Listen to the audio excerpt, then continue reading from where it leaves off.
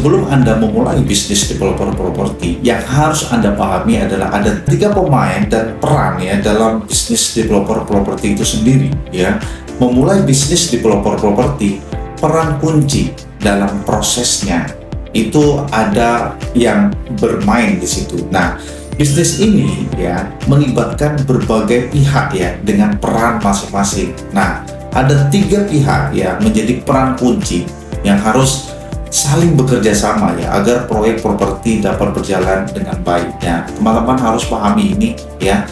Siapa saja mereka? Yang pertama adalah pemilik tanah atau kita sebut dengan pemilik lahan juga ya. Jadi tanpa lahan proyek properti ya tidak akan bisa dimulai karena ini adalah bahan bakunya.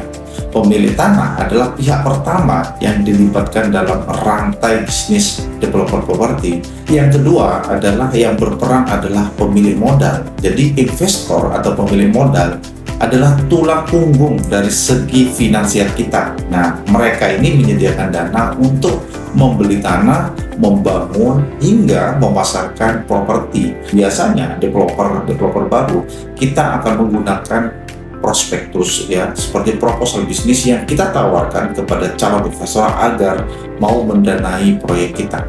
Terus yang ketiga yang berperan adalah developer properti, adalah otak dari keseluruhan proyek ya. Jadi mereka ini adalah orang yang punya skill dan bertanggung jawab untuk merencanakan desain, mengatur proses pembangunan, serta memastikan ya kualitas daripada rumah tersebut. Nah, skill manajemen proyek itu sangat diperlukan ya. Ini makanya kita belajar di Akademi Properti untuk bisa mengetahui bagaimana pengelola anggaran, pengawasan pembangunan agar sesuai target. Jadi kolaborasi antara ketiga pihak ini, pemilik tanah, pemilik modal, dan developer, menjadi kunci yang utama dalam kesuksesan bisnis developer properti.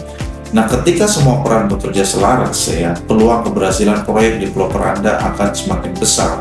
Kalau Anda tidak punya dana, maka libatkanlah investor di situ atau pendana. Kalau Anda tidak punya tanah, maka kerjasamalah dengan menggunakan strategi kerjasama lahan. Itu yang saya maksudkan.